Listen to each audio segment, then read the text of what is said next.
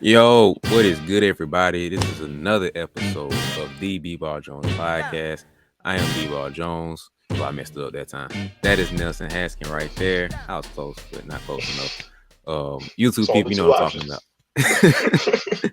Hey, it's sad if you see me going like this or this. I'm just like, yo, what you doing? Did you you bump your head or something for the Well, not locked in.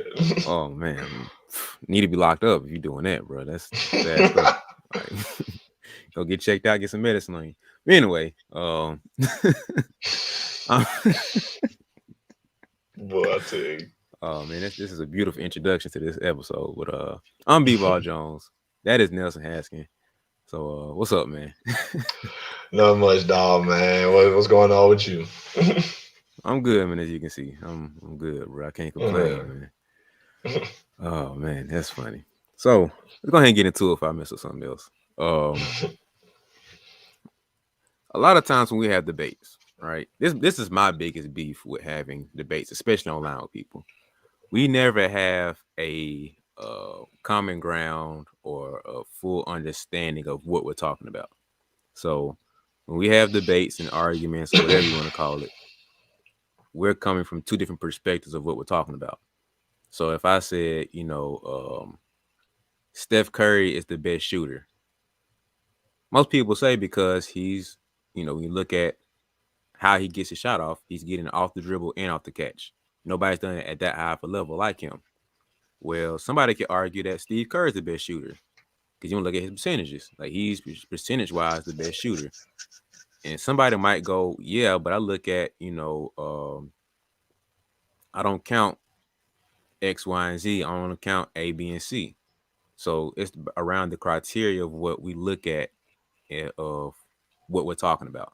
So today we're going to kind of lay down that foundation of what we're talking about, the criteria of what comes down to the three things.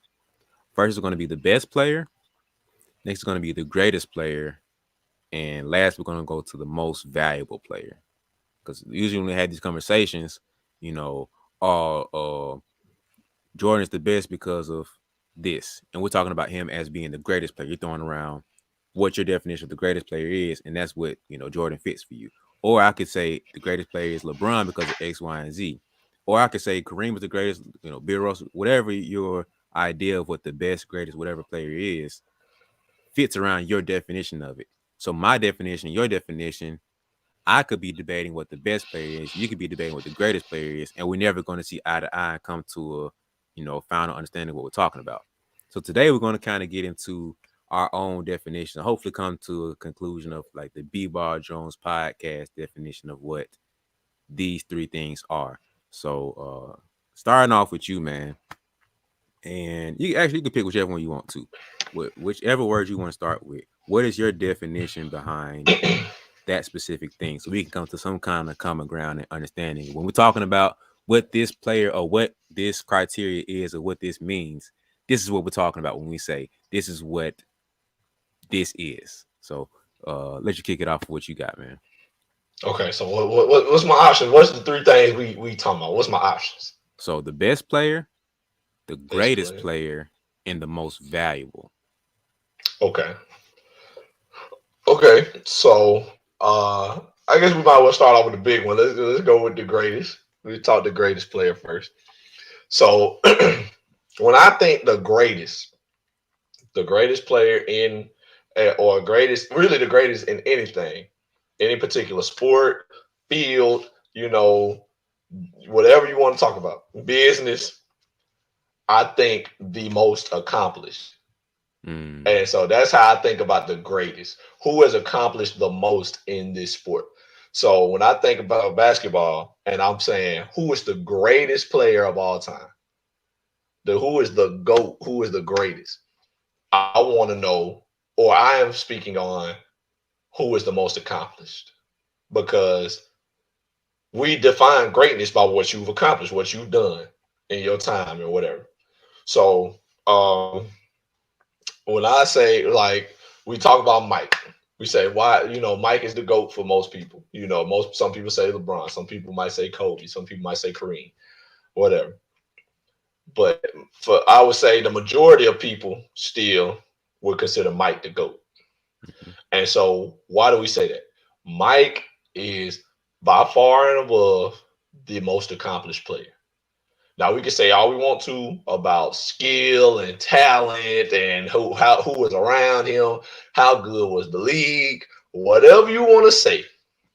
Mike is the most accomplished player. And it's a lot of variables in that. Like everybody talk about errors and stuff like that, but I don't like to get into all that. Yeah. Mike has the most accolades. All right, Mike got 6 rings, went to the final 6 times, won all 6 times, so he's 6-0, never lost in the finals. That's big. Can't nobody else say that.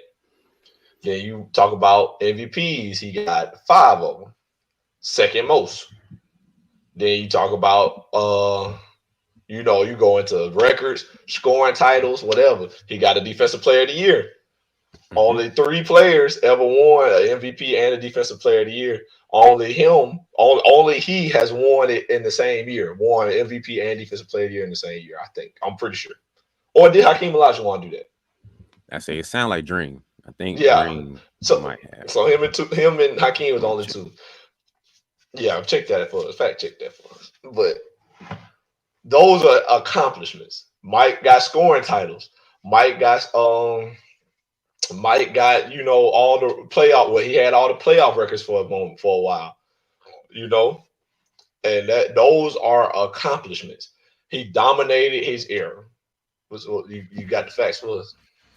So it's actually three players. I know you'll be happy about this. So, of Oh, course, Jordan, Dream, and your boy Giannis. and Giannis. So dang, I did not think of that he won the MVP and defense player in the same year. I knew he was one of the three who had won it, but I didn't know it was in the same year.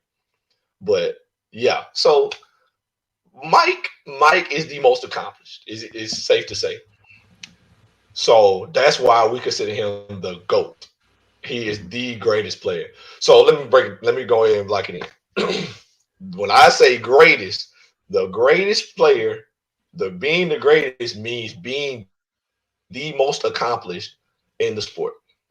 You have accomplished the most out of everybody that's ever played. You have accomplished more than anybody else before you and after you. Hmm. So when somebody accomplishes more than Mike, we can start calling him the GOAT or the greatest. Now, some people argue that LeBron has, but we value, that's when we get into what you consider greatness. Like, what do you consider more valuable than others? Do you consider titles? Do you consider records? Do you consider, winning? Do you consider whatever stats? But but still for me though, the definition of the greatest is the most accomplished in the sport. So that's my definition of the greatest. So how would you define the greatest in anything or in basketball?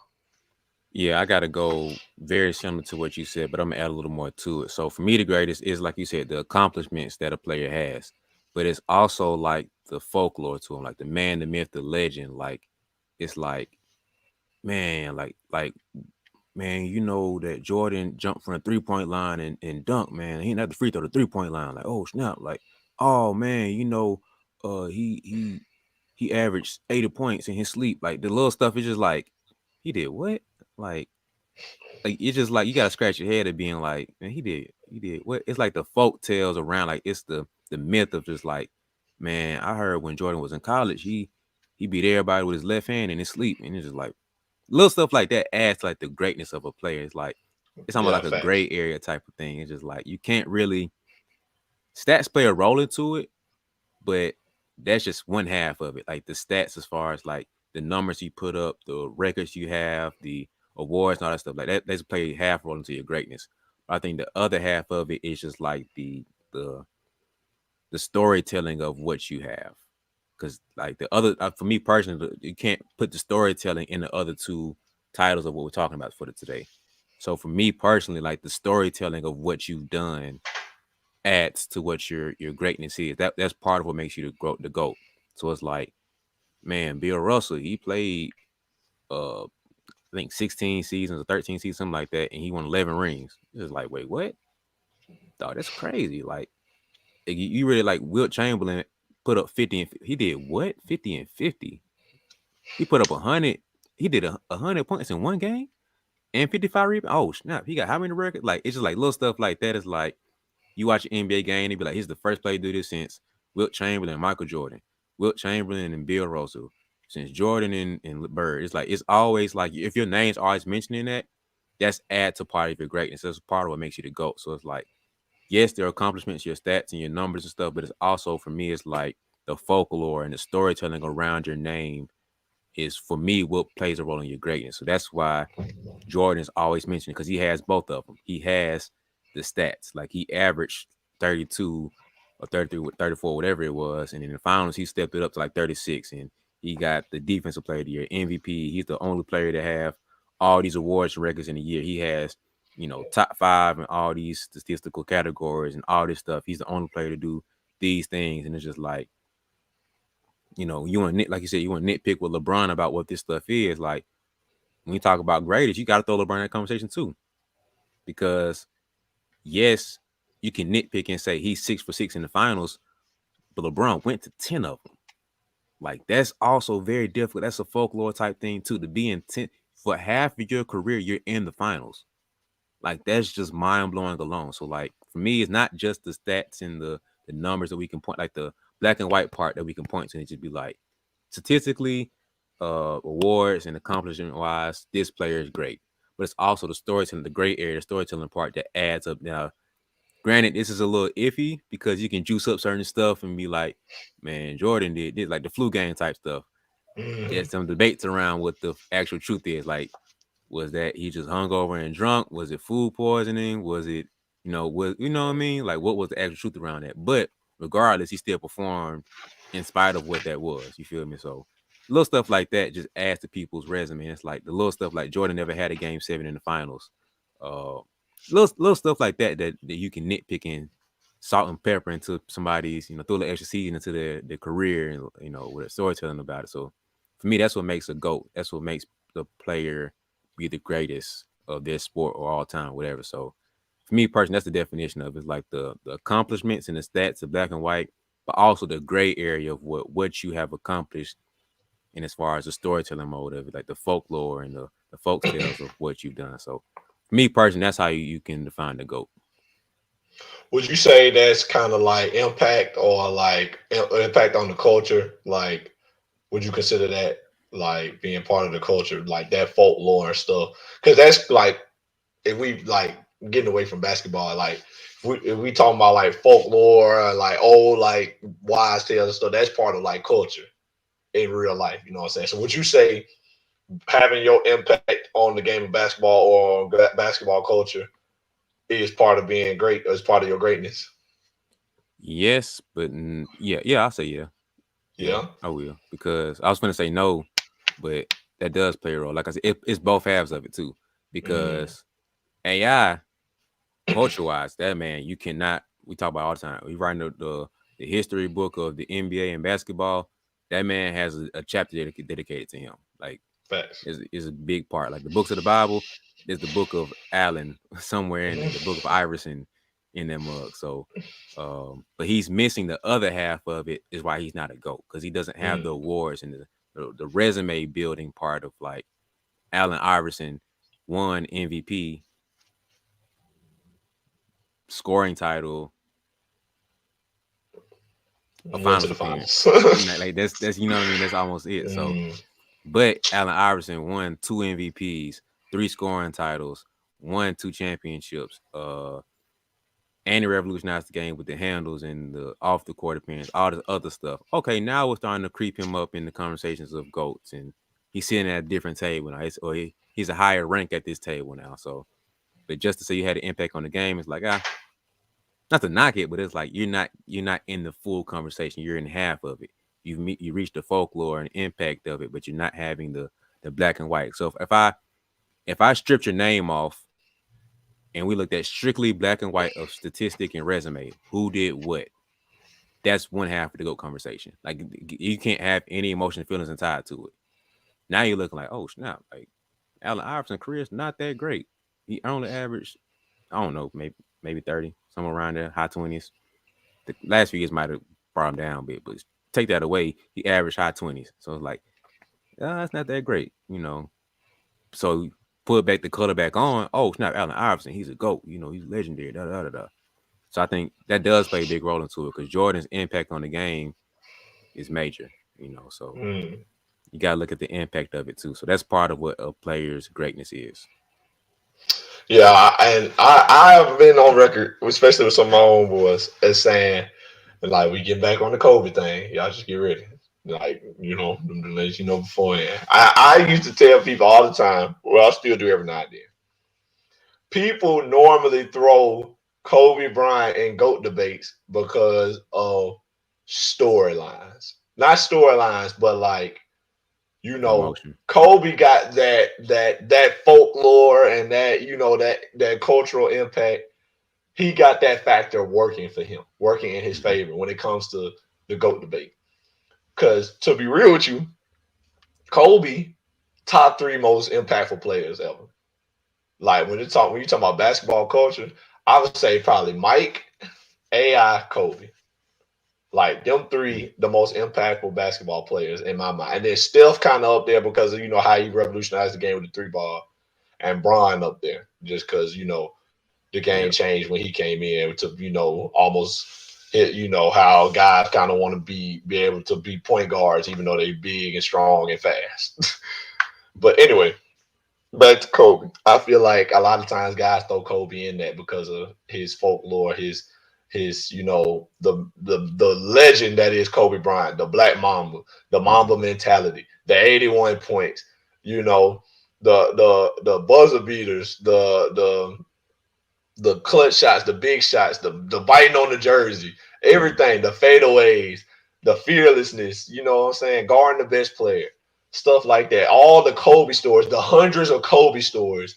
I love Kobe stories. Like I love when NBA players be on other people like podcasts or whatever, or be in interviews, and they be like that played with Kobe or played against Kobe, and they be like, give us your best Kobe story. Hmm. That's a thing. Like just like they ask older players, hey man, so what was it like playing against MJ? What was your best MJ story?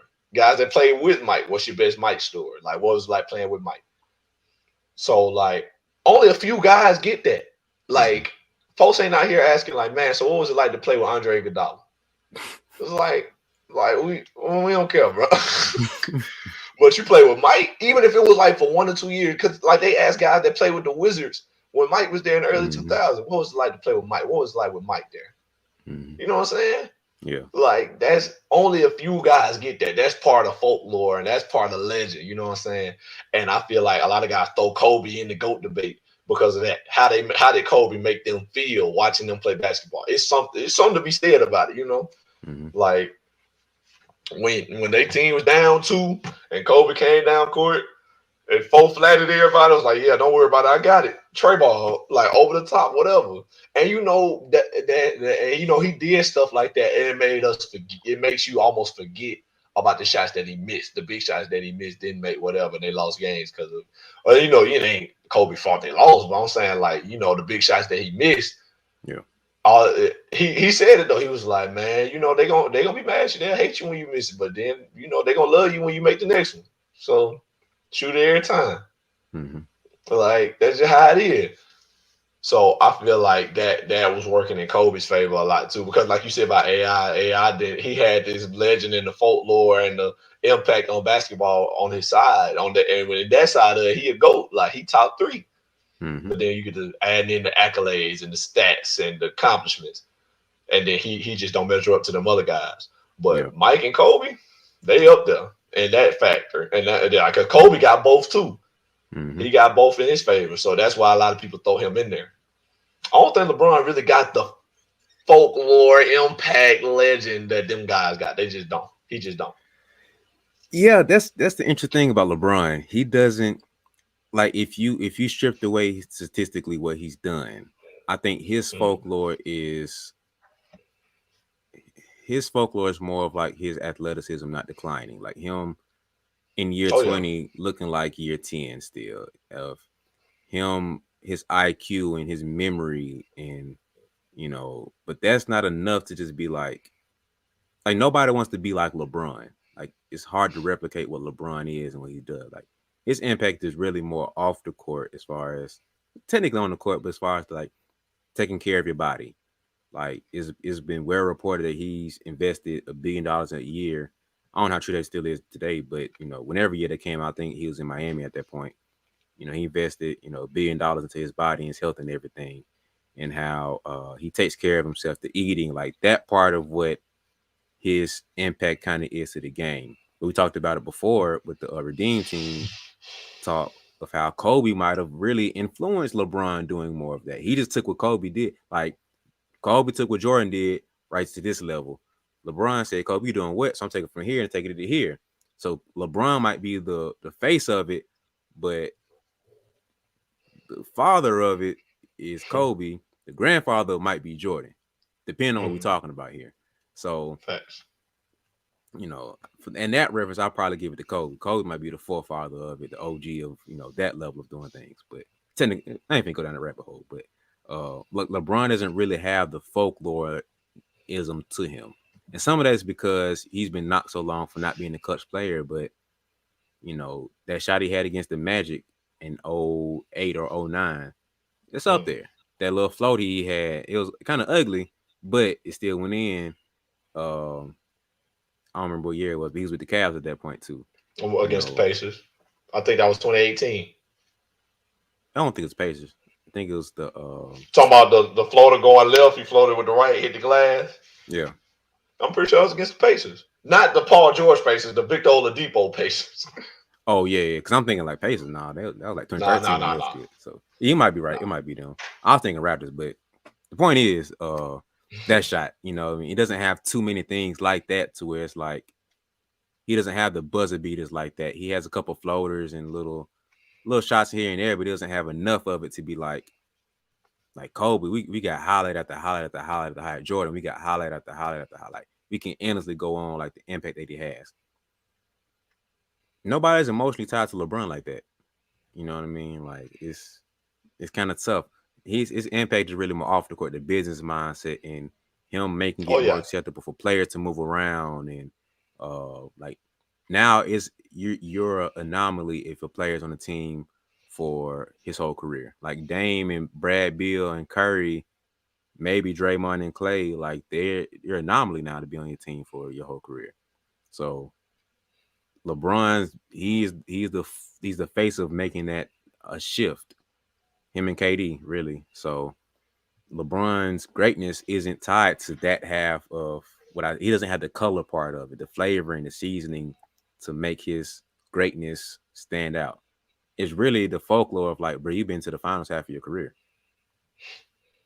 facts. Like that's the bulk of what you can say about him. So it's not like, man, he don't put the fear in you like that.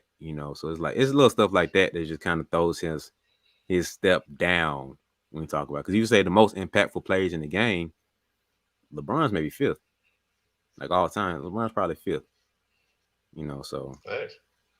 it's I don't know, but that's a interesting thought to have. Like LeBron's one of the greatest players of all time, but he doesn't have that half of his. That's probably the one real blemish of his career that he doesn't have like that level of impact on the game. So that's an interesting thought, man.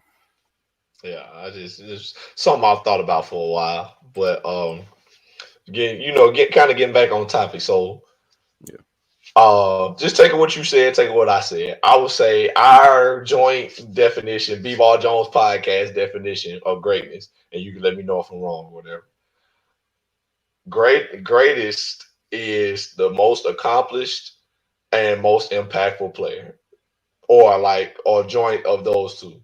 So the player with the most accomplishments and you know and impact on the game, or that's biggest impact on the game. that's a fair, definite like a sentence structure of Mm, what the goal is like you said, their accomplishments and their impact. I think that's a fair definition to throw behind what makes a goat a goat. So like, okay, now I just thought about this. So now let's remove basketball, the goat mm. of football. Who could you throw in that conversation? I know it's really tough because you got 22 different positions. So it's like that's a whole different debate we can go down. But like just throwing out some people that you know love and adore. But like who could you say a GOAT of football is? Tom Brady, obviously. Yep. Some people be like Joe Montana, Mm-hmm. and some people say Lawrence Taylor. Mm-hmm. Uh, some people say Barry Sanders. Mm-hmm. Those are just a couple guys, you know. So is the accomplishments tied to the impact of the game is what makes them the GOAT. And I feel like football heads completely agree with those guys. So like, yeah, Jerry Rice is a GOAT when we're talking about football. Randy Mm, Moss is a GOAT when we're talking about football. Like T.O., maybe. I think he's debatable. But like legit growing up, bro, you got Moss on.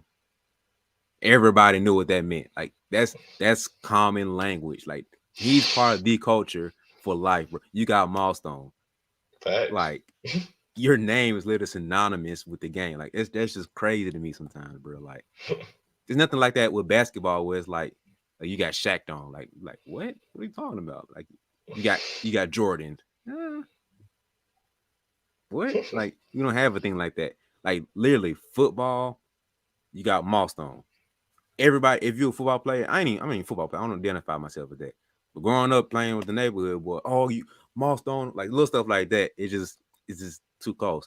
Then he got the stats and everything tied to it. So Moss is a GOAT. And he's in that conversation about it. Lawrence Taylor, hands down one of the greatest defensive players to touch the turf. So it's just like I feel like that's a fair definition to throw in there. Like I feel like that's synonymous with GOAT conversations of anything and everything. So your accolades and accomplishments are tied to your impact. I think those two put together is what makes a GOAT in any field, any conversation, whatever. So that's what a GOAT is. Your accomplishments tied to your impact.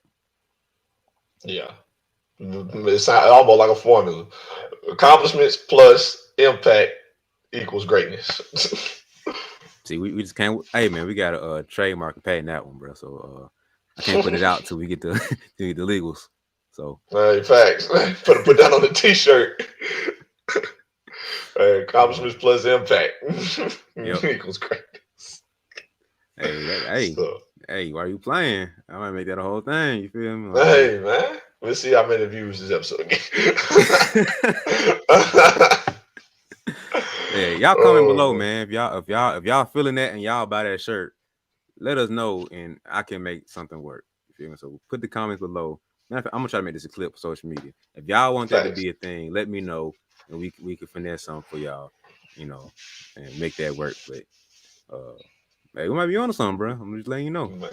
Might be. I like it though. I like this. I like it already.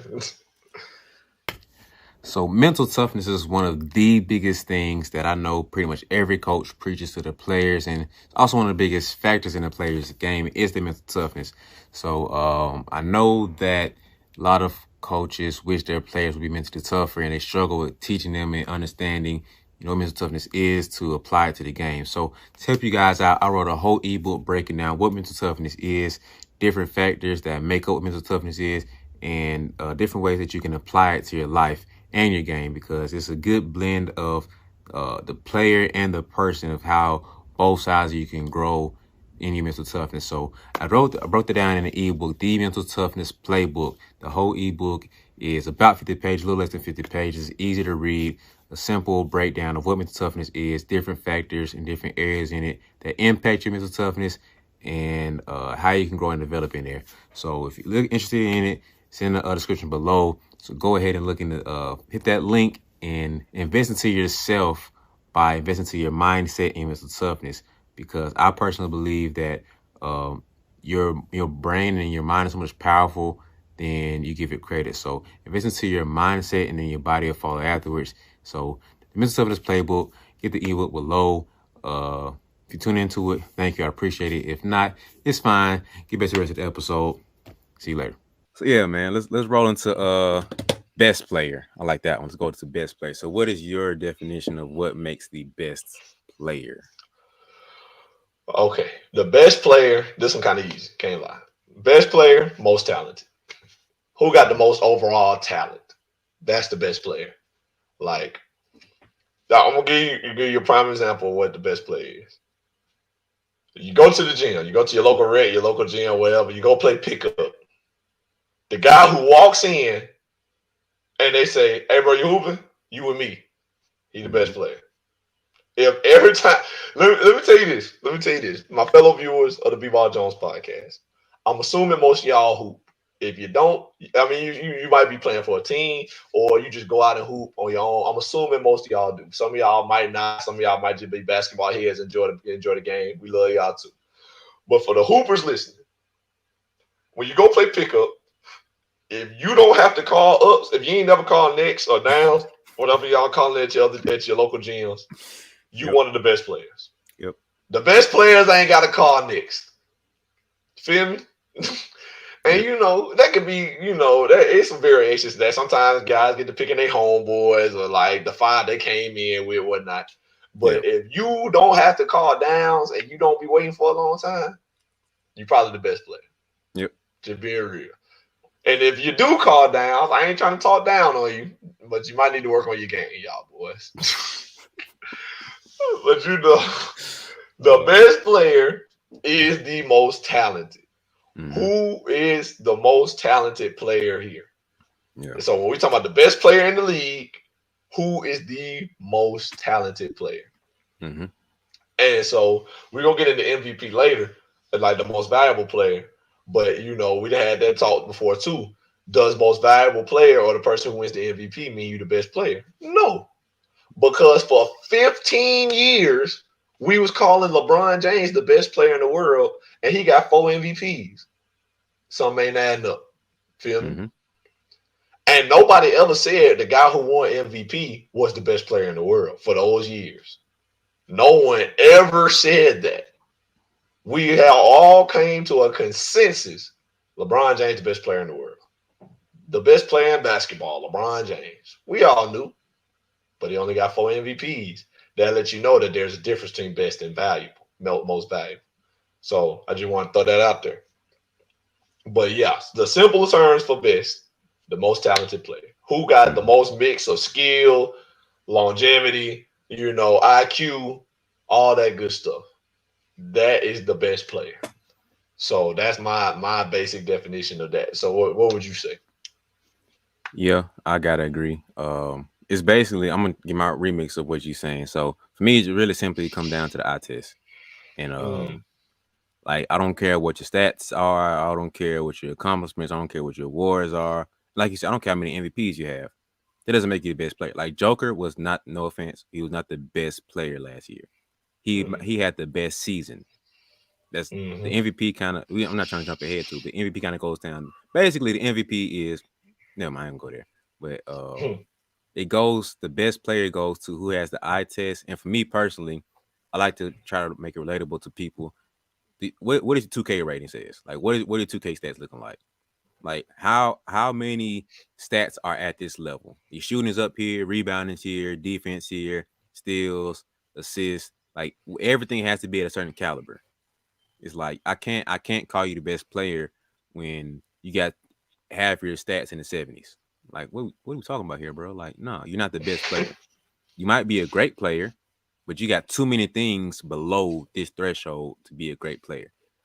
And yeah, like mm. you might be like you said, you might go to an open gym and get picked up, but that gym really ain't the best. We'll be honest. Like that talent pool ain't the best, brother. So yeah, Facts. you might be picked up every time, but go step into this gym. You see not the first game. Let's talk about that now. So, if I think about it like this too, when every year, or the past group of years, when the NBA has the All Star draft, right? Mm, It's usually like the first. It's really like a small list of like 4 or 5 people who we know is gonna be like who besides like it's been LeBron and KD, LeBron and Giannis, and I think Steph and LeBron has been like the pickers.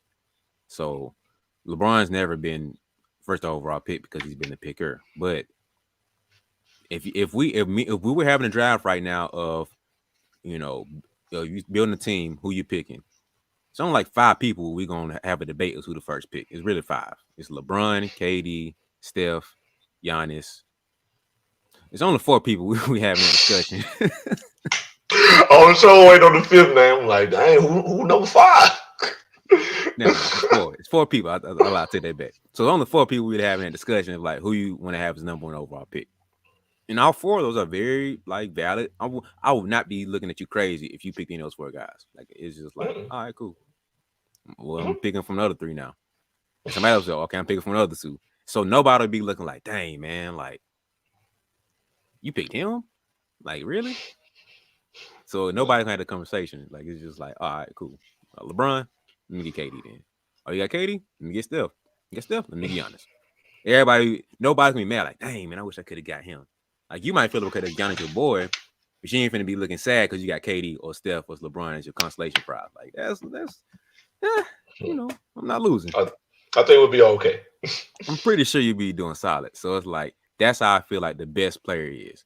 Like Giannis might be not be the most skilled player, but overall, the eye this is why I said the eye test too. The eye test of what this man can do on the floor is just like, ooh, I think I would like him to be on my team over a lot of other guys right now. So Hmm. for me, it's like the best player is your eye test with a combination of how high your skill is as far as like the 2K rating of what you have. So that's what it comes down for me, your best player. So I don't care about your stats because that can be fluffed up a little bit. I don't care about, what awards you have. It's not that impressive because that can flip another way or another. So it's really come down to the eye test of what I see you doing on the floor, which I wish we could kind of get back to when we talk about certain stuff. And it's kind of weird to say, but like players know what I'm talking about, but like your 2K ratings of what you do. Like kind of like you said, the talent of the player. So we having a Hmm. draft. Are you in the discussions of the first overall pick? And if you're not, you're in that second realm of the best players. So that's kind of what for me what the definition of when you talk about the best player overall.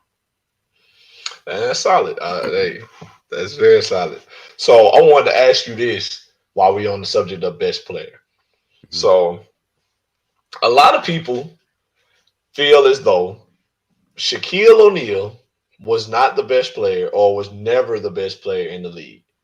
And they say that because a lot of guys, I ain't trying to say no, I've heard, let me say this, I've heard multiple people say Shaquille O'Neal could not have been the best player in the league at any point in time because all he can do was dunk, or all he did was dunk.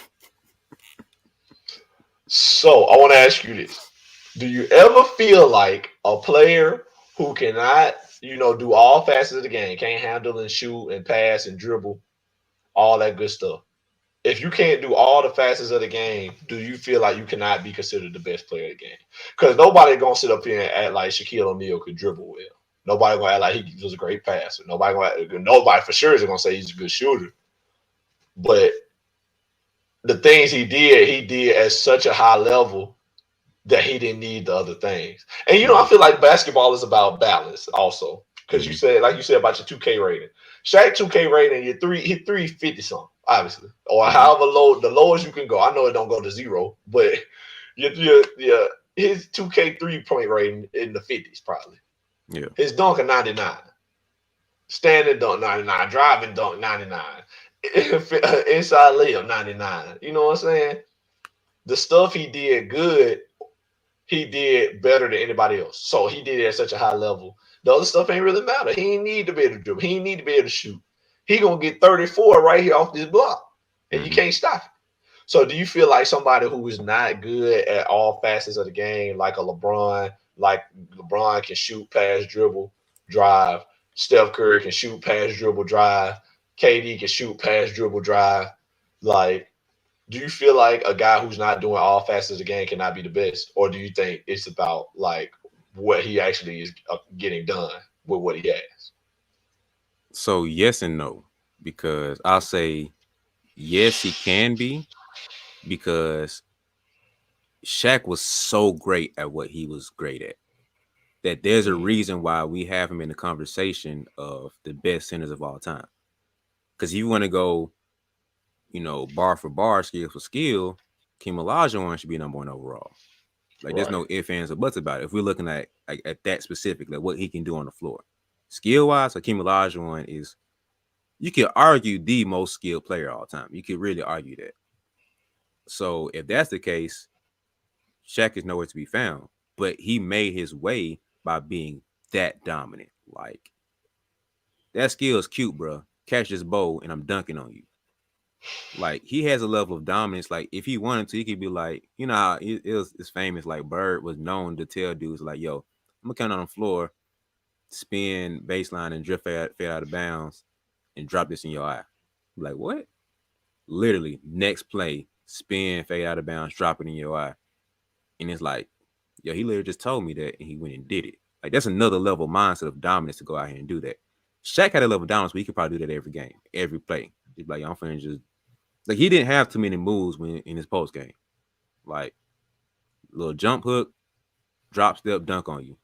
That's pretty much what his post moves were. Like he didn't have like a big array of footwork, and he just like that's what Dream came in.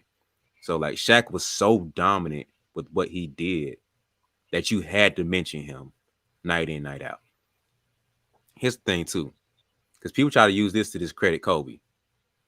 If that's the case, Kobe should be the best player of the Lakers team, but he wasn't. People try to discredit Mm-hmm. Kobe, say, "Oh, you weren't the best player on that years, bro. You won a three-peat." There's only so many teams that won a three-peat. It's hard to do that without being a certain caliber of player. So if Kobe wasn't the man on that team, only one other man you can look at. So that man has to be in a discussion when we're talking about this. So you can't discredit Kobe and discredit Shaq at the same time. That doesn't add up here. Even Derek Fisher, like Robert Orr, what are we doing here? Like, no, Shaq or Kobe. It's not Kobe, okay, it's Shaq. And so that's why I feel like when you're having this conversation, it just makes more sense for it to be like, that's why I said the eye test plays a big role. Because not stats wise, but like your skill wise, Shaq is not that skilled. Like Orlando Shaq, yeah, but overall, nah, he's not that skilled. So for me personally, it's a little bit of both. Because Giannis fits the same category. He's not that most. He not his handles aren't amazing. His shot is average at best. Like he's not like amazing at any of those things.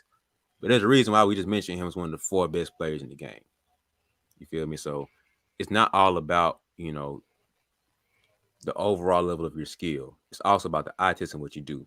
Like we had this conversation before of like every time you got starting five of all time greats, right? There's somebody throw out, you know, they throw out Magic, uh, Jordan, Bird, Dream, and let's say Rodman. Who you throwing out as your five to beat these teams? Then somebody throw out, somebody Shaq, Kobe, Bron, KD, Steph Curry, just for my generation. And it's funny, man. Every time you see Shaq on one of them lists, nobody ever has an answer for who's guarding Shaq. Mm-hmm. Never. So you can't be that dominant of a player and not mention as being one of the best players all the time. That's hard. It's like you can't be that dominant because nobody has an answer. Nobody in the history of the 76, 77, how many years it is now, years of the game, nobody can stop you, but you're not one of the best players all the time. That's kind of tough for me to believe. So Right. you don't have to be the most skilled, but you have to be that good at what you do to be in that conversation.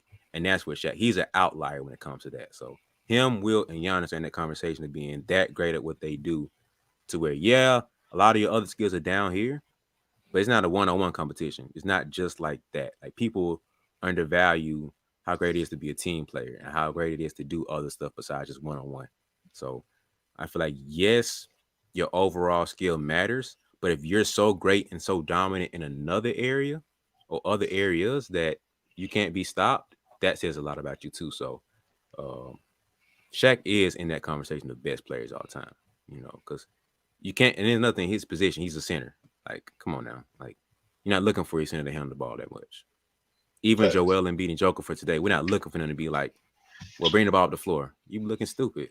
Maybe another 10 years we look for that, but right now, no. So that's along with the answer of like me saying that nah, Shaq is still mentioned as one of the best players, regardless of how skilled or unskilled he is, because he's so dominant that you can't leave him out of that conversation.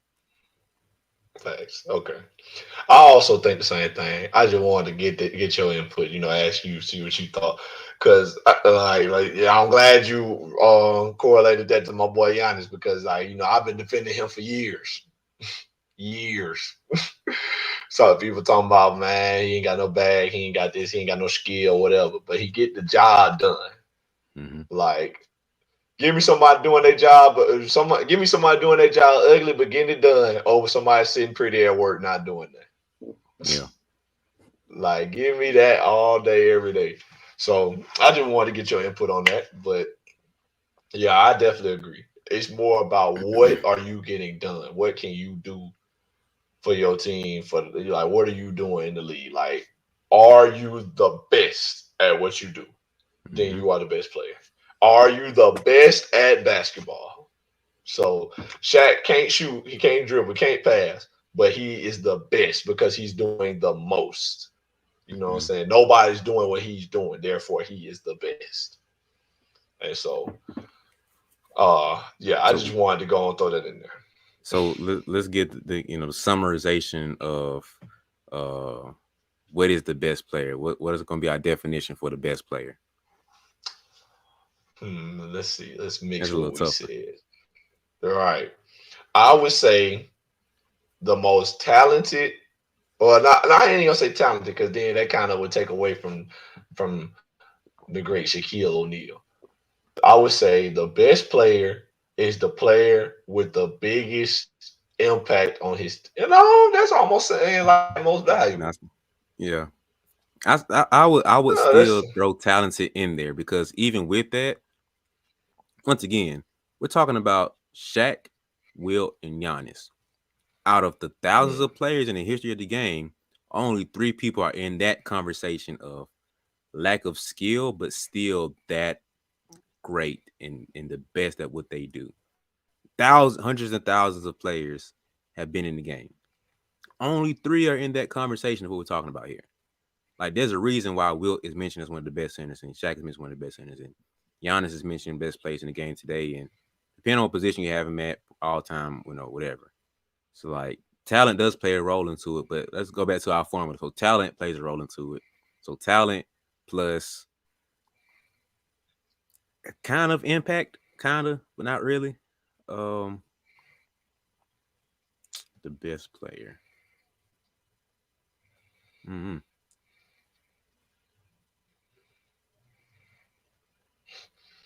That's a tough one.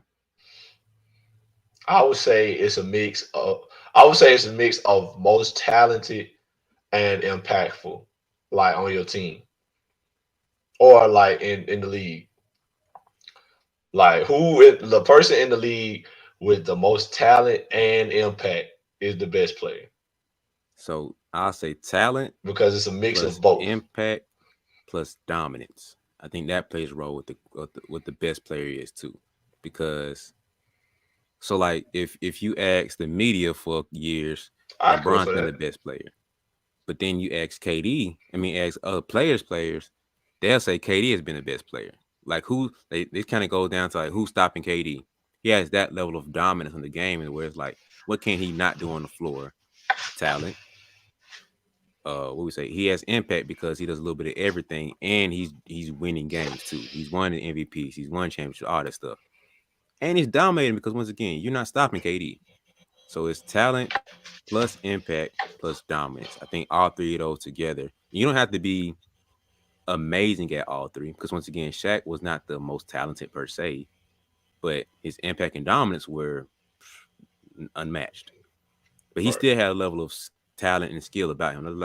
There's not like act like Shaq just a bum out here. He just overpowered everybody. Like he still has some skill to him too. Excuse me. So yeah, I'll say the recipe for best player is talent plus impact plus dominance. Okay, I can go for that. Yeah. Okay. So we got our formula for greatness. I mean for best. So So the best equals what I say, talent plus impact plus dominance. And we'll say the GOAT was impact plus accomplishments. yep. Compliments as accolades. And that's a nice little There's two T-shirts right there, bro. Man, Talent we plus got a little impact plus dominance equals the best. we got a little formula going. A little series. Yeah, we gotta Boy. get a lawyer for the podcast, man, so we can get all this stuff cleared before we start dropping it. Gotta get that copyrighted, my boy. Copy, But wait, I got no trademark trademark, and patent. yeah, I think we gotta get patent on it too. I think so. patent. Yeah, Yeah. yeah, We'll trademark talk and about patent that on it. later. But yeah, this is. We'll find somebody. But But we got one more though. We got one more. wait, wait, hold on. Tell me, hold on real quick. I just got a quick question for you. All right, okay, look. So where did you go? Like, what are you going after right now in your life? Right? Are you looking to make the team? Okay, you didn't make the team, but you're looking to figure out how to make the team coming up. Or maybe you made the team, but you're on the bench, you're not playing like you want to. Or maybe you're playing a little bit like you want to, but you're not a starter, or you're not finishing the games like you want to.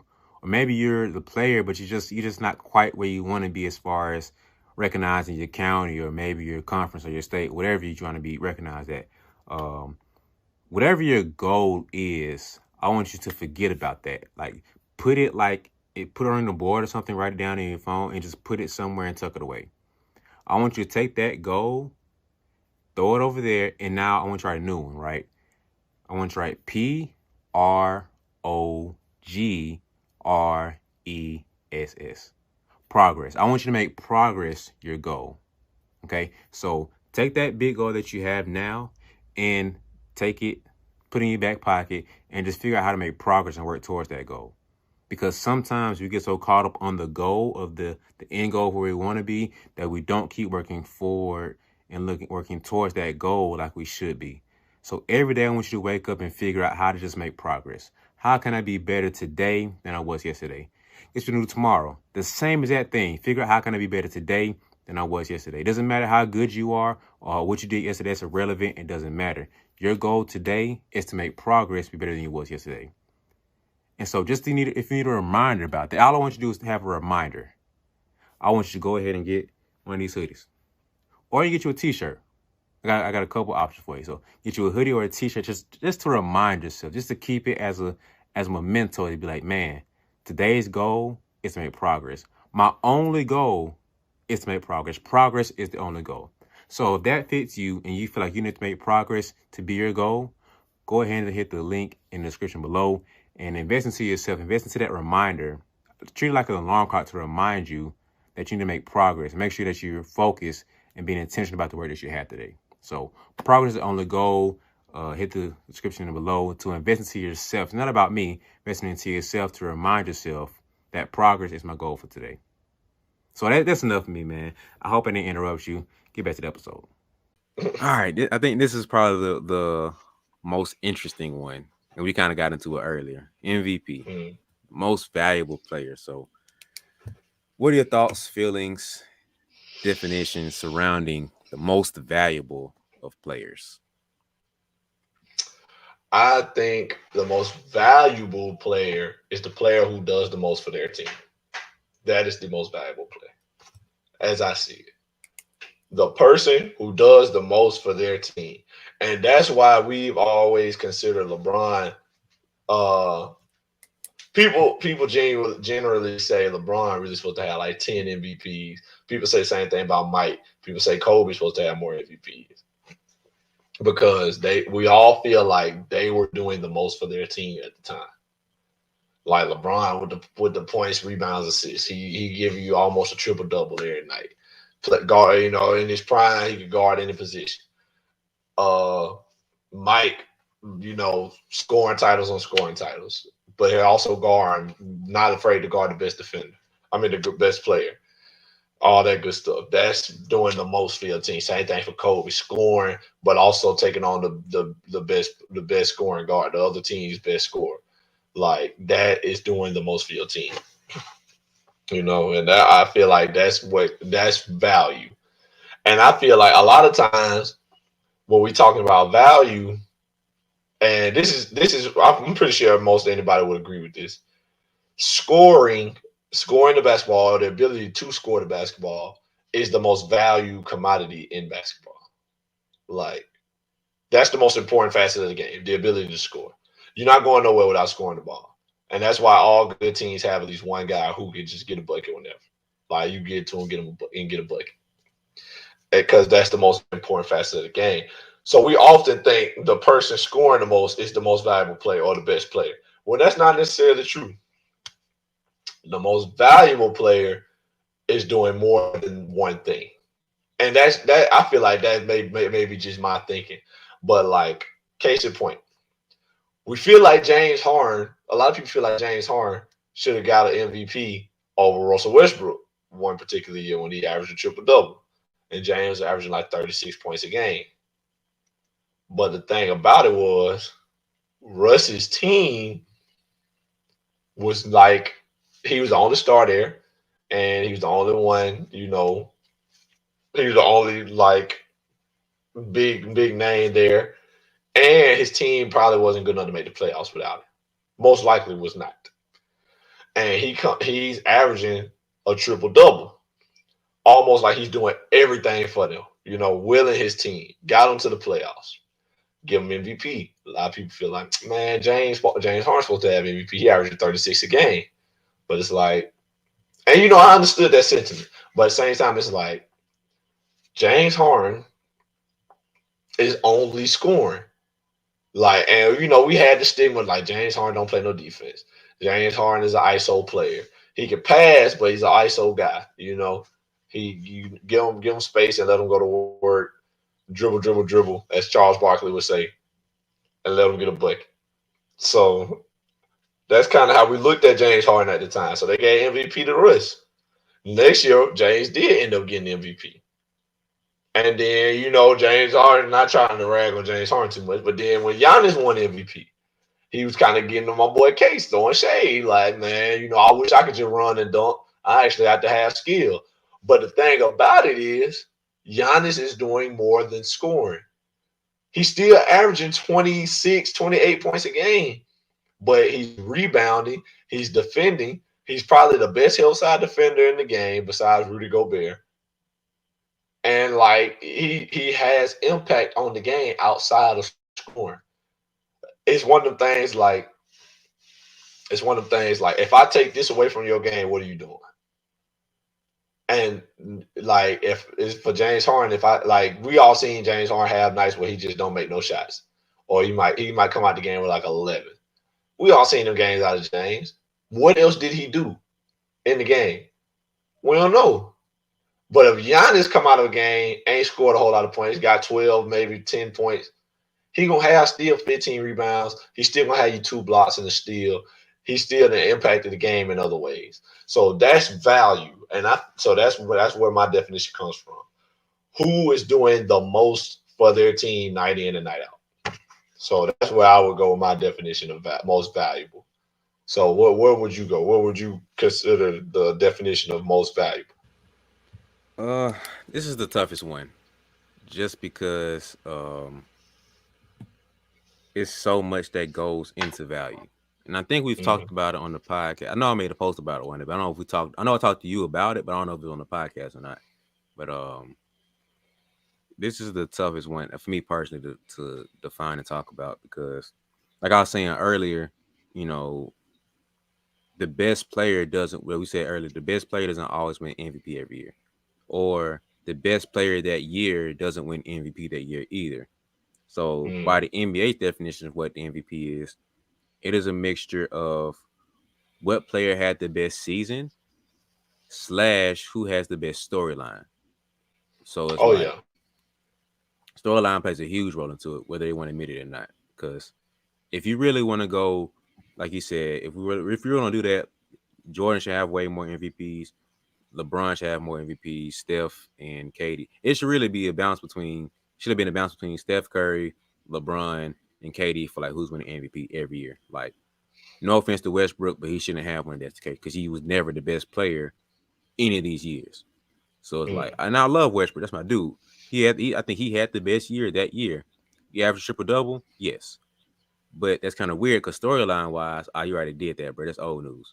He did that like the next 2 years too. So I think 3 or 4 years he averaged a triple double, and that's just Mm. mind blowing alone, bro. But He only won MVP once. That was the storyline for that year. After that, it's like, oh, that's old news. What's the next storyline? So, and it's just a weird thing because, if we go by what the NBA says, then that's what the definition should be. Who has the best year, who's having that best season, and who has the best storyline. So both of those put together is what makes the NBA's most valuable player. But I think it overall in totality, I think, of course, impact. Like impact is just the. I think that's one of our. If you had a BeBall Jones dictionary of like a go-to words, impact is one of those ones that you have to throw in there because we talk about it so often. So impact is definitely a part of the equation, the formula of the most valuable. So I'm trying to find the right words to mix together because it's nothing that's for me personally. Here's how I view most valuable. Right, if I took this player and removed them from this team, just as they Mm, are, what team falls the hardest? So if every year we're talking about MVP, Joker versus Embiid, who does the most with the least? That's part of what it is. That's part of what, for me personally, what the MVP. That's a piece, and not the whole thing, but that's a piece of it, because that's not completely fair to GMs and all that other stuff. You can't discredit me, the player, for having a great GM to like support me. You know what I mean? So that's hmm touchy. So that's a piece of it though. So if for me personally, Draymond is the most valuable player for the Warriors. He's obviously not the hmm best player. Steph Curry is the best player. But if you took Draymond out of the Warriors, nobody's replacing everything that Draymond brings to that team. Steph Curry, you take him out of that team, they'll survive for 2 seconds, but they're gonna drown real quickly because Steph Curry, his value to that team is so high and it's so different. You can't really do that. But Draymond, for me personally, his value is a little bit higher. So his impact as far as what he does and brings is just because that's what makes the Warriors more than anything else. So Draymond's obviously not the best player, but he's still the most valuable for me. Now, here's where I've had this debate with myself back and forth. I think LeBron and Jordan are the two only players who have been the best and the most valuable on almost every team they've had. Because most other teams, yeah, you're the best player, but you can argue that Pippen was the most valuable. You can argue that. I think that's a fair mm, debate to have. Um, the Heat years, you could argue that Dwayne Wade is a little more valuable because he closed the game. Maybe Chris Bosh is more valuable. That's a debate that you could really have. I won't be mad about that. But to define most valuable is so tough, man. So I think impact is for sure on there. And I was looking at different words. So like to actually define what value is, let me go back. So valuable. A thing that is of great worth, especially a small item of personal property. I shouldn't have read that last part because it has nothing to do with it. But something that is of great worth, right? mm, So, mm, like I said before, if you remove this thing or this player from the team, they're automatically dropping. We've seen LeBron's value and worth. 1 year in Cleveland, championship, or at least to the finals. Next year, first overall pick. There's no ifs, ands, or buts around that man's value. That's easily what that was. You could debate this with Jordan. 1 year he's playing, retires. Next year they're still in the playoffs. Still talking about being the best teams in the league. So who's more valuable to who? That in that case that boost up LeBron. So it's like little stuff like that I can see as being valuable, man. But I think words we have to look at when we're considering the most valuable is, of course, impact. Um, I think influence is the word we have to look at too. Who influences the team the most? Not necessarily the league and all the bigger picture like we talked about before, but who influences the team. And then last is like priceless. I can't think of a better word, but like they're priceless to this team. Like man, if you took this player off the team, they're not the same anymore. They're too priceless for this team. You can't put a dollar amount to what they bring and what they add. So mm. I can't really come up with a definition. Be real with you, man. Um, like I said, this is the toughest one for me, but I think the most valuable player comes down to their impact, their influence to the team, and like them being priceless to what they offer. So I think that's the best I got for right now, man. Hopefully, about before we end this episode, I can come up with a better, more thought out thing. But that's the best I got for right now. Man, it don't sound bad to me. So I try to put our definitions together. So Mm, I think what we are both saying is the most valuable player is the player. Like, and it's crazy. I don't want to say the word impact for all three of them. I feel like we just said impact for all three words, but they mean something different in all three. yeah, it's crazy. It's weird, but impact is big in basketball. Like, what are you doing to impact the game? Mm, So, but I would say value is, or most valuable would be the player with the biggest impact on this team, like on a daily basis.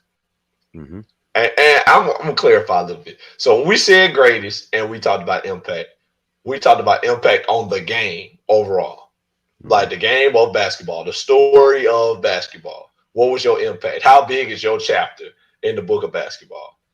That's what we talking about when we say impact and greatness. When we say impact in best, we talking about your impact on the league or your team every day. Like your the league you played, the era you played in, were you the best? Did you have the most impact on the league?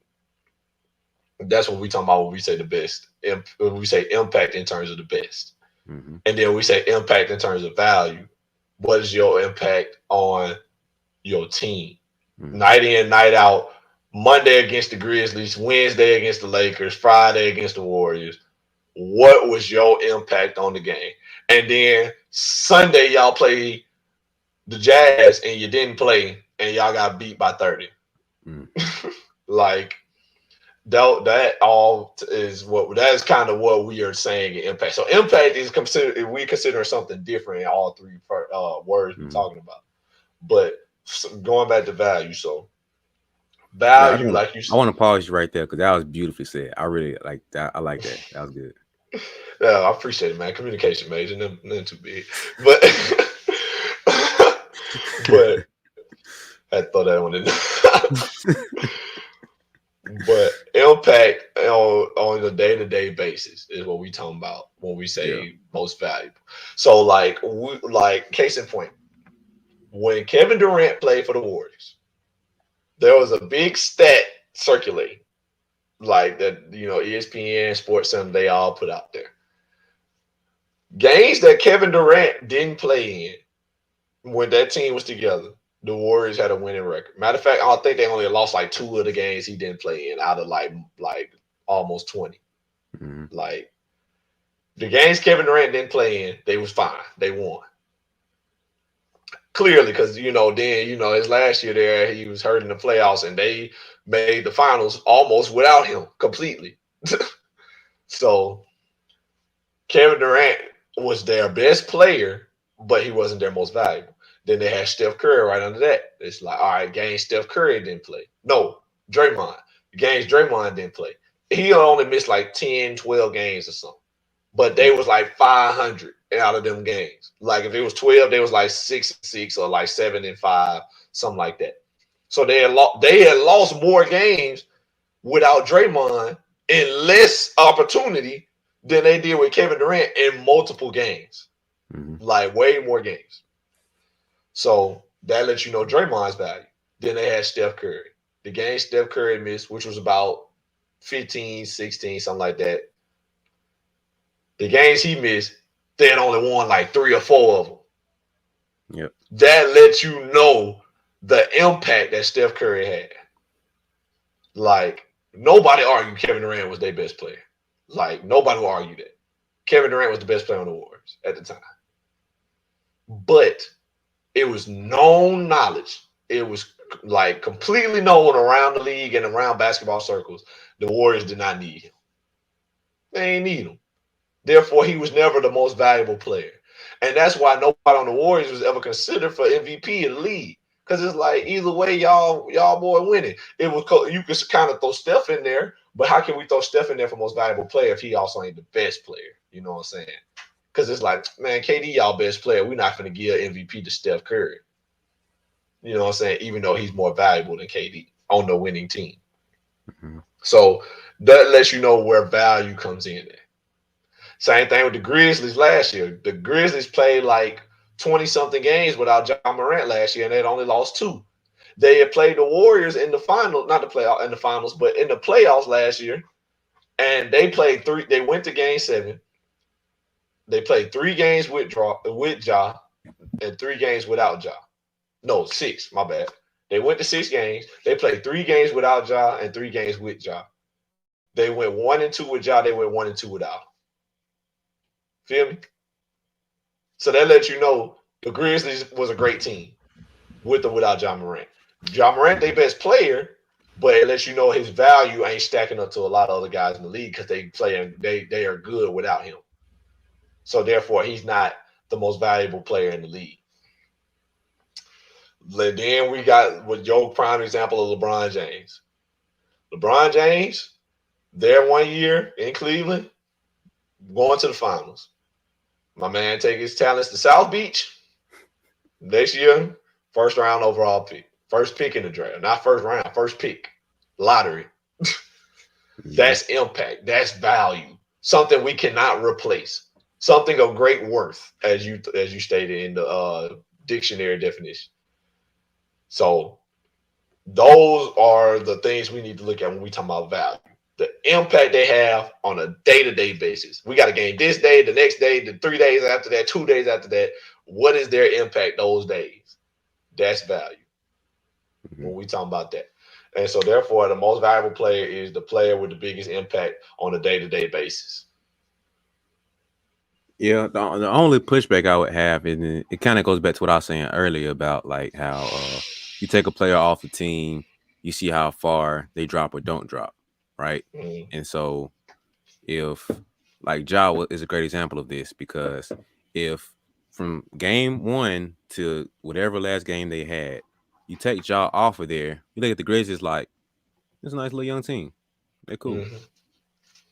Plus Ja, we're like, oh snap, let's they're not as serious, but let's they can cause some damage now. Like, hold on now. Like, so I feel like that's what y'all value is. Like, value isn't just the subtraction, it's the addition too. So like we always bring up the Hawks team when it was Jeff Teague, Kyle Korver, Damari Carroll, uh, Damari, Paul Paul Millsap, Millsap, and Al Al Horford. Horford. That team was the best. They had the best record in the league, I think. If not the league at the Eastern Conference. Mm-hmm. Four of them boys went to the All-Star game. It was cute. Playoff time Cute. come, like they'll win a couple games, but nobody picked them to win to the championship. Maybe to the Eastern Conference Finals, but nobody was like, "Ooh, we're scared of the Hawks." Like, all right, whatever. Get y'all regular season stuff over with because playoff time come. We're looking at LeBron and the Pacers and whoever else was popping around that time, the Bulls. So it's like that's what a lot of teams look like without their most valuable, best, greatest player, whoever that is. So John Morant on the Grizzlies, take him off, they're looking like this Hawks team. A little more talent, but they're looking like the Hawks team. Plus him, they can cause some damage. John Morant, you take him off again. Once again, they're looking like that Hawks team where it's like that's a nice young team, nice young pieces, but we're not really that scared of them. Like who, if we took John Morant off, we look who we looking at to be anything. We're looking at Triple J to step up, but it's like, ah, it's cool. Nobody really puts that fear in your heart. Ja was like, oh snap, that boy MVP this year. Like let's Grizzlies are up there. Like they're probably a top 14 because of him. So like you can't. I don't. That's part of the definition for me of like value is you take that player off the team. How far do they fall? That's part of it. That's why I can't name the other half of it because that situation specifically right there. Same thing for Jordan. We all know Jordan is the guy. Like that's you're looking foolish if you say Jordan's not the guy for the Bulls. Just because you took him off and they still made the playoff doesn't mean that Jordan isn't a great guy. Like this, you talking foolish now. You've revoked every license you had to talk sports, not just basketball, but sports. If that's your conclusion that Jordan's not that great because they still make the playoffs without him. Like let's have some common sense now. Come on now, let's be for real. So that's why you can't use that fully. That's part of it, but that's not the full part of what most valuable is for me. And I can't completely name what that other part is because I think that's kind of touch and go and it's situation based. So I think that's another reason why MVP is the hardest award to name because it's like, how do you fully define a player's value? You know, because LeBron's value can be different from Steph's value, can be different from KD's value, can be different from Giannis' value. If I call you to do more things for my team, that doesn't make you less valuable than the guy on my team. Hmm. Because if all James Harden has to do is score, but he doesn't score, our team looks terrible.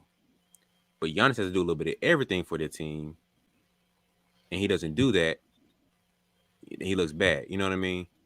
So it's like Giannis is his value is five things compared to Harden's one, but Harden's one thing can be debated is just as valuable as Giannis's five.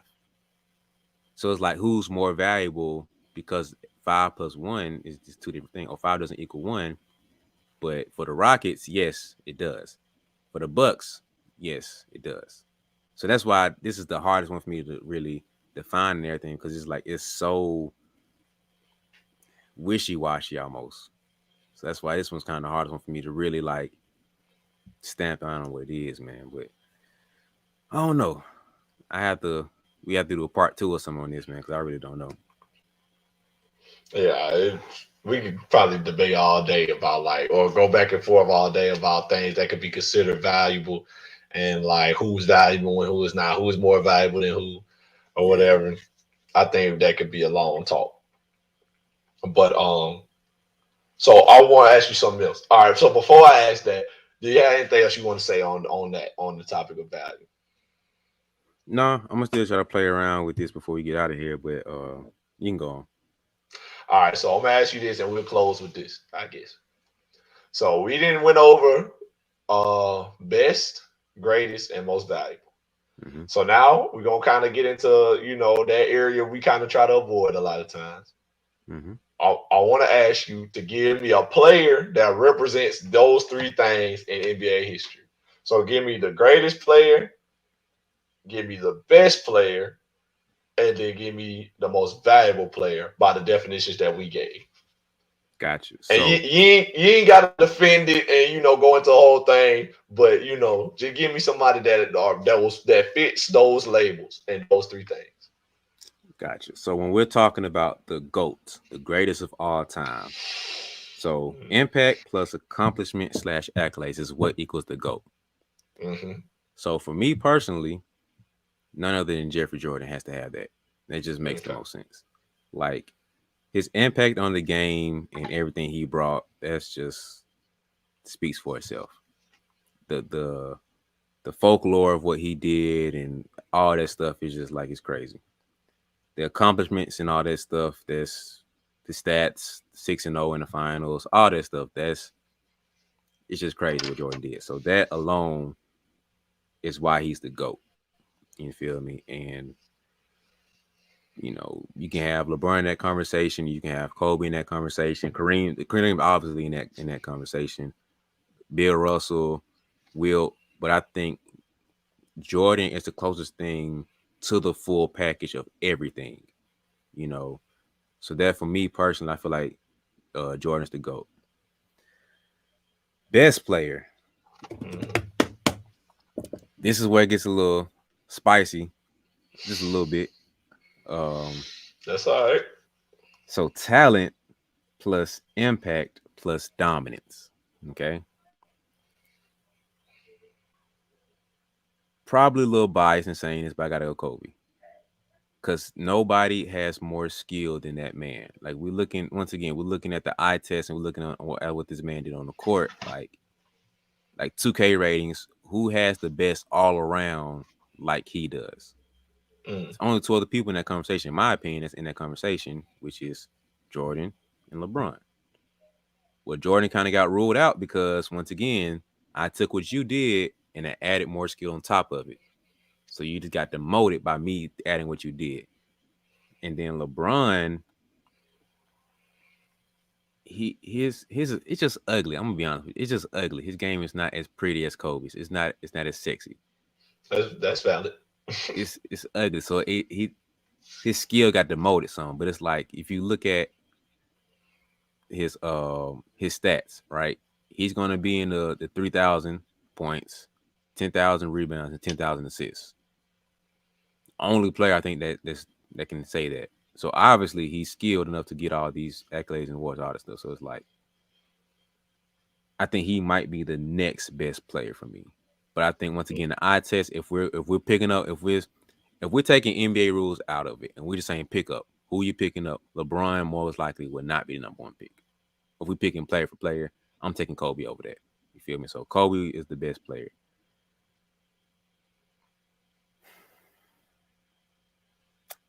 Most valuable. I might give it to LeBron, man. Just because we've literally witnessed with our own eyes the before and after effect of somebody having a player and not having a player. Like the Cavs did not recover for years until he came back. Like it's just funny to me. So greatest of all time, Jordan. The best of all time is Kobe. The most valuable all time, I'll say LeBron. That's a tough one, especially the most valuable. But I think that's why I rock with the players that fit the definitions of what we talked about, man. So,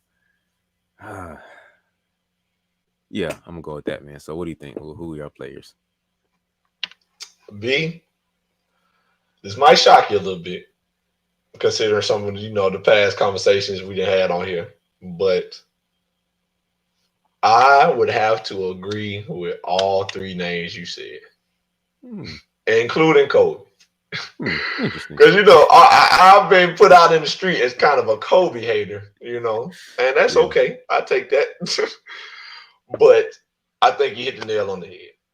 I think Mike, with the accomplishments he had, the accolades he had, the things he did, the things he made us feel, the impact on the game, the folklore, the legend that is Michael Jeffrey Jordan, all that together fits our definition perfectly. He got to be the greatest. Mm-hmm. Based on the definition, the formula that we gave, he the greatest. So you say what you want. Y'all can have your Mikes and LeBrons and your Kobe debates in your own, on your own time. But based on the BeBall Jones podcast definition, Mike fits that greatest tag. He fits that label. Then we Mm-hmm. talk about being the best, the skill or the talent plus the impact on the league, plus, and your dominance. And guard wise, I don't think I think Kobe has skill that rivals any guard. He's Mm-hmm. one of the most skilled scorers ever, if not the most skilled scorer ever. There are guys who are more skilled than Kobe, but he is the most skilled, probably the most skilled scorer. You know what I mean? Like Kyrie with the handles and all that, that skill is way above Kobe's. But when it comes down to scoring the basketball, putting the ball in the hoop, it ain't no. Like we could go back and forth about certain guys, but like I don't think nobody would argue that Kobe is number one, number two in that category, whatever you want to say. Mm-hmm. So he probably the best, in that turn. And then when we talk about dominance, like we said, we threw dominance in that formula too.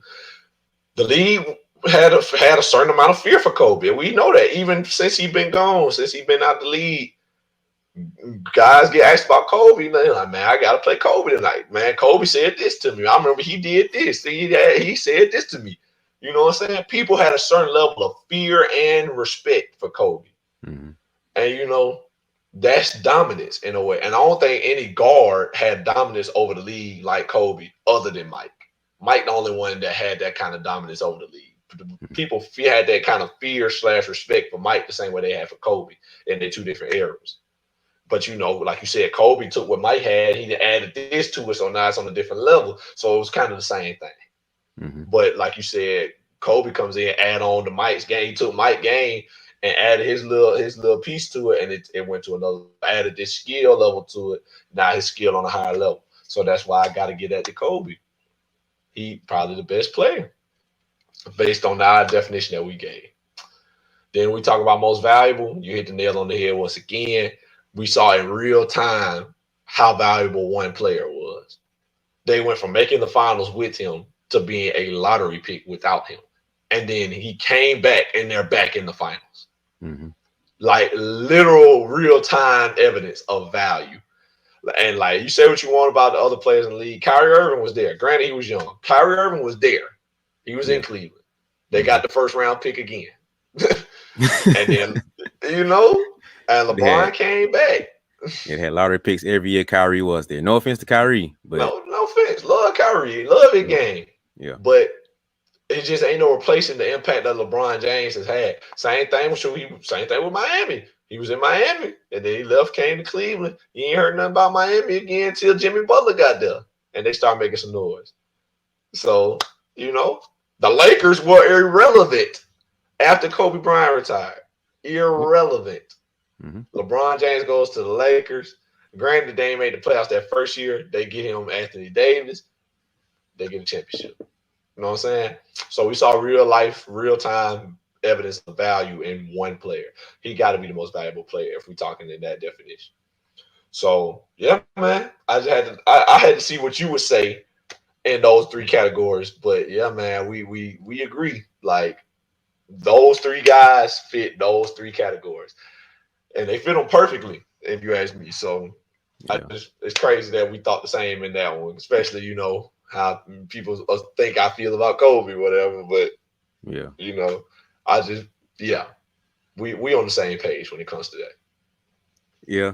I mean, it is surprising, but I know where you're coming from when you say that. It is part of why we can talk basketball because even if I disagree with you saying Kobe's not a GOAT, you back it up, and I can see where you're coming from. I get that. If I Mm, wasn't as much of a Kobe fan, I probably wouldn't be able to defend Kobe and be like, no, bro, here's the black and white of why Kobe is a GOAT. You feel me? Like mm, here's concrete evidence of why Kobe is a GOAT. So like as much as I disagree, I get where you're coming from. And so even with your disagreements of that of Kobe not being a GOAT, you respect him still. It's like it's not you just saying it to bash you being a hater or whatever. Like you're having basketball talk with me. So it's like, okay, we disagree, but that's cool because you're talking basketball. Like you have certain level of IQ with it. Like you sat down and thought with this. You're not just saying it to get off a hot talk or a hot debate or whatever. You're not trying to get a hot take. That's what I'm trying to say. So you're not trying to get off a hot take just to like the sake of saying it. You know, it's actual mm, thought behind this. It's like this might not be the most popular, but this is what I think. You feel me? So I mm, disagree, but hey, you're putting actual thought behind this. Whether how hot or cold it is, you put thought behind it. So at the end of the day, man, it's not as surprising to be like, yeah, Kobe's the best player. You know, like we just said, GOAT versus best is two different things. So I still think Kobe's in that conversation of the GOAT, but he's not the GOAT. You know, so he's missing a few accolades to be in that GOAT conversation. So yeah, man. I want to ask you, man, what does Kareem fit in this? Like, if you had to take somebody off and throw Kareem on, where would Kareem go? Because he's in that conversation of a lot of talks, and he's a little slept on. But where would Kareem go?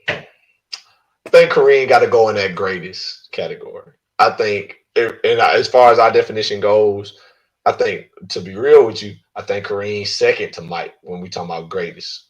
And Mm-hmm. all due respect to LeBron, and what everything he's done, and all the awards, accolades he's accomplished, but based off the definition we gave of greatest, Kareem has more accolades than LeBron, minus some probably. LeBron finna pass him in scoring, but as of right now he hasn't. But Kareem, 6 championships, I think 4 Finals MVPs, got the most MVPs in history, in NBA history. So more MVPs than Mike, more MVPs than LeBron, more MVPs than LeBron. So he's got more rings than LeBron, more MVPs than LeBron. Was the all-time leading scorer in NBA history. And so I ain't going all the way into, you know, scoring titles and all that good stuff and all his other records. We ain't getting into all that. And then we talking about like folklore legend. He has the quote unquote most unstoppable shot in basketball history in the skyhook. And we all Mm-hmm. know that. To this day, somebody busts out a skyhook, they're gonna be like, that boy think he Kareem. Ain't nobody in our generation ever seen a day of a single game of Kareem Abdul-Jabbar playing. None of us. But if I go outside and hit a hook shot over the top of somebody, they're gonna be like, hey, that boy got a Kareem sky hook on him. You know Yep. what I'm saying? And so that's folklore, that's impact on the game of basketball. And he has his page in the game of basketball. Like he has his chapter, Kareem Abdul-Jabbar. And the time where Dr. J, Magic Johnson, Larry Bird for a while, a couple other good guys, but you know, those are the biggest names. Kareem Abdul-Jabbar, Oscar Robertson, Mm-hmm. on Yeah. teams with Oscar Robertson, matter of fact. Mm-hmm. Kareem widely considered the best player in the league, best player in the game. On the same team as Oscar Robertson, who most would say is a top 5 point guard all time, Mm-hmm. Kareem wins the championship with him and his Finals MVP.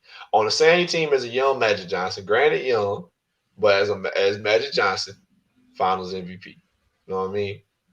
So that's just part of it. I think that his impact and his accolades together outweighs LeBron in that greatest category. So if I had to pick somebody to replace or like throw in there over one of the three guys I named, give me Kareem in that greatest category, I think, and then uh he'd be the only guy I feel like could replace somebody in there. Because I don't even know who would come behind Kobe for best in the terms that we gave, or for LeBron in terms of value.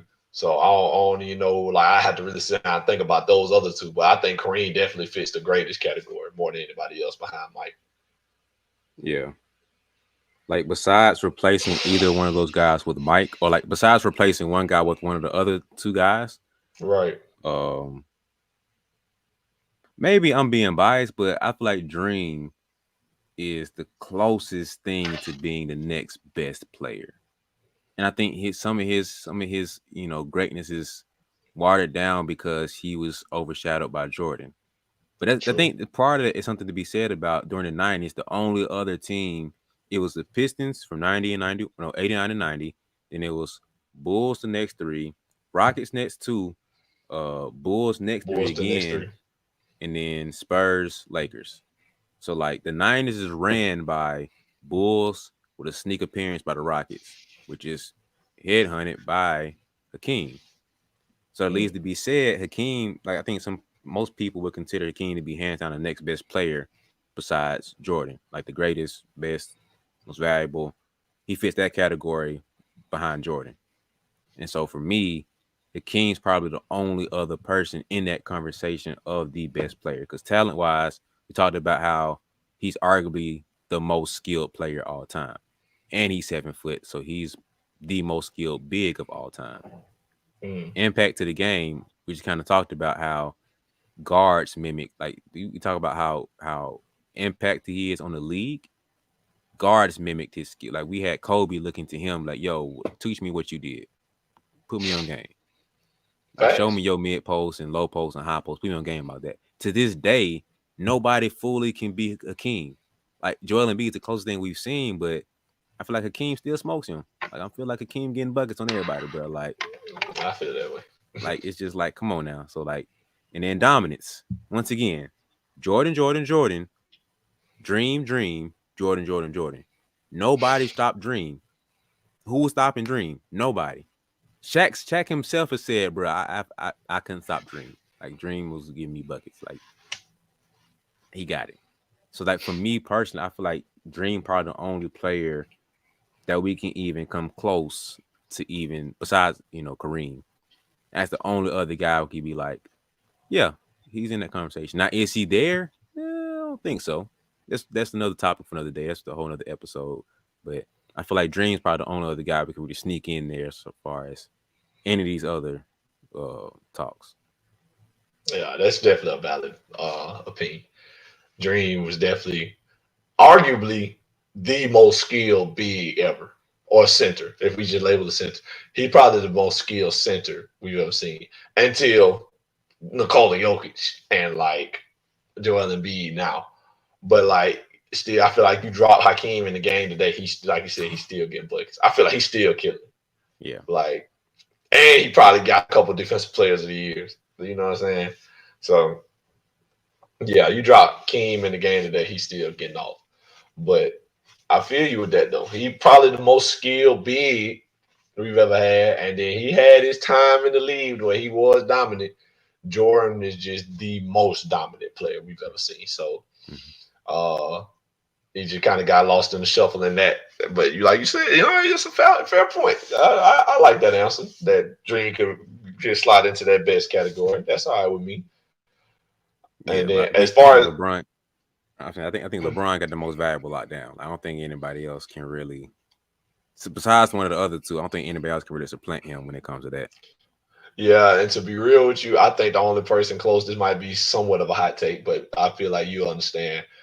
And I know we gotta get out of here, but look, I feel like the only person second to LeBron, like you said, other than replacing one with the other two guys that's already up there. When we talk about valuable, it probably gonna be Steph Curry. Like Steph might be the next best thing when you talking about value to a team on a day to day basis. Because I threw out the stat with like this man playing with three. This man played on the team. This would be my only point. This man played on a team with three players that on any given night might have gave you 50 points. And we know because we've seen all three do it. Hmm. All three, Steph Curry, Klay Thompson, and KD, at one point in time has scored 50 points. KD, Steph, and Klay had scored 60 before. KD ain't never scored over like 51, something like that, or 53. But three players on the same team who on any given night could possibly score 50 points. Kevin Durant, widely considered the best scorer in the league, or second to James Harden at the time that he was there. Klay Thompson, Steph Curry, and KD, probably top five best shooters in the league. Steph and Klay, top five best shooters all time, probably, or top 10. KD, probably in top 10 best shooters all time. If considering off the dribbles and whatnot, all that good stuff, to be part of being the best shooter. KD up there too. All those Hmm. guys on the same team, Steph Curry was the most valuable. No debate, no argument. There's no debate that that man was the most valuable player on the team. If he don't play, they don't win. And I gave you the stats on it. So I think he might be the only person that could possibly come behind Bron in the most valuable category. And our formula for value was like, what do we say? Impact on a day to day basis plus what do we say? We never came with that second part, but impact on a day-to-day basis for the team plus, I guess that's kind of the whole thing. yeah, But like the yeah, most Steph, impact for that team yeah, on a day on to a day. day. Yeah, yeah, Yeah, Steph probably the only guy I would consider replacing with LeBron. Even though, like you said, I do think LeBron got it locked down. But if we talking about close second, Steph probably the only close second that I can think yeah, of. yeah. That's a very good one. I think that's valid. I think he's just like a king. Like, yeah, they got it locked, but if we had to come in second place, they're the second pick of besides Yeah. replacing one of the others. But I think Steph and Akeem are right there, and Kareem. So that's like the next tier of what we'll talk about. So yeah, I think we got a good list. First off, we got some great definitions. Most Mm-hmm. valuable still kind of iffy. We It's still a little playing around with iffy. that. So I feel like it's solid. It's better than what the NBA got, which is nothing. So once again, holla at us. We once we The get the emails, the legals, DMs open. yeah, we get the legal straight, and then we can license it out to you guys, and y'all can use it. But you gotta come off the bread because a check. That burgers off a little something. Yeah. And then y'all can get this straight out when we're talking about the awards and everything. You feel me? So, but yeah, we got the GOAT, which is the greatest player of all time, which is the impact plus accomplishments and accolades. You have the best players, which is the talent plus impact plus dominance, but the impact is more of the league Hmm. overall. Then you have the most valuable player, which is their impact on a day to day basis, more so on that team. So, I think that's a very solid definition to throw together for all three, man. So um, I think that this is a this is a Hoopers episode for sure. Like For sure. you can't be just a fan of basketball and be like we get in the weeds of stuff. Like the average fan probably don't care about this or really want to dig into it. But this is you got to be a Hooper fan, especially since we've been here for so long to be listening to this whole thing. So, but yeah, man, I like this one, man. Like you got to be real Hooper to really tuning in this one. But then that's all I got, man. So, anything else you want to add? Oh man, I think it's great. I think low key, I think we might have made us a little team. Like Steph Curry at the one, Mike at the two, Kobe at the three, LeBron at the four, and then we said Kareem. We would throw Kareem at the five, King coming off the bench. You know what I'm saying? King 6 man. Hey, that's the greatest team. That's the greatest thing. You say what you want about KD and Shaq and all that. You give me them 6, we gonna win some. I feel like we gonna win some. But yeah, man. But yeah, man. That's it for us though, man. At the BeBall Jones podcast. We appreciate y'all for listening. Real good hoopers talk here. I feel like you said, real good hoopers talk. You got to be a hoop head to kind of get this one. But we hope y'all enjoyed it nevertheless, man. Be sure to like and subscribe and drop down in the comments. Let us know what you think. Let us know if you agree, if you disagree with some of the guys we named, the guys that fit in those categories. Let us know if you got your own little definitions for those things, for greatest, most valuable, best. You know, let us know what y'all think about those, who fits in those categories to y'all. So, you know, drop down in the comments. Let us know. Let us know about them t-shirts too. Like we might have some for y'all if y'all like it. But anyway, man, be sure to follow Brian on all social medias at BeBall Jones. That's BeBall Jones on all social media platforms. Be sure to follow me at NellyH34 on Twitter, at Nelson.Haskell on IG, and you can find me my name on Facebook. We like to keep the conversation going on over there. Be sure to follow the podcast on TikTok. If you're watching it on YouTube, you'll see it going across the bottom of your screen. Follow the podcast on TikTok at BeBall Jones Podcast. But yeah, man, that does it for us for another episode. We appreciate y'all for listening. Be sure to tune in next week for another great one. Might be an interview, might be another little hoop talk like we had today. Might be a little debate. We might get into another little debate. So y'all just got to tune in to find out. But once again, we appreciate y'all for listening. We'll see y'all next time. But without further ado, we out.